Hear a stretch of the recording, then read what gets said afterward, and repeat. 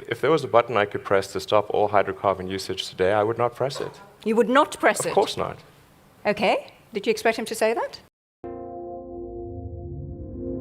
What kind of a threat do you think you are to the oil and gas industry?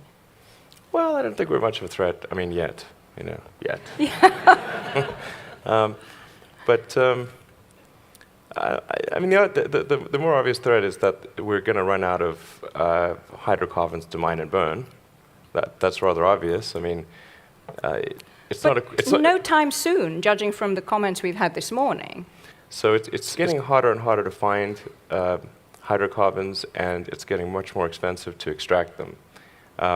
And really, we're just arguing about the when hydrocarbons run out or become prohibitively expensive, not if. I mean, I don't think there's anyone here who would say it's an if, not a when. I mean, you are, a tech guy, right? You're a physicist and an engineer. You call yourself the chief architect of companies. I tend to view things from you don't sort of think a that physics human standpoint. ingenuity and technology and resourcefulness will mean that we will still have abundant fossil fuels available? Not. I mean, this has been going on for some time. They think you've reached the boundaries, and yet they find more. And look at the whole shale gas revolution. There are time extensions on the game, but the game is going to come to an end. That should be absolutely certain, obviously, frankly. But I don't have any fundamental dislike of hydrocarbons. I simply look at the future and say, what is the thing that will actually work? And using a non-renewable resource, obviously, will not work. So we must find an alternative. But if there was a button I could press to stop all hydrocarbon usage today, I would not press it. You would not press it? Of course not. You would not press it because... It would cause human because civilization to come to a halt. every hospital would have to close down. That would be ridiculous. So it would be irresponsible to press that button.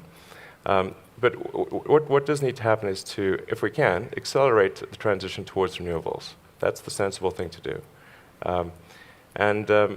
If you take, I'm going to use maybe two examples. Saudi Arabia, since the Saudi Aramco president spoke here. Saudi Arabia has an enormous amount of sunlight, and that will be there for billions of years, or at least 1 billion years until the sun eventually engulfs us, but 1 billion years, solid. So it seems that investing in the solar resource is the thing that's really going to preserve the long-term future, not so much the oil and gas. I mean, that's a temporary thing. In the future, we'll look back, and by future, I'm not talking about super far in the future, I'm talking about towards the end of the century. We will look back on gasoline-powered cars the same way we look back on coal, as sort of a quaint anachronism that's in a museum. That's the quote for you, members of the press at the back of the hall.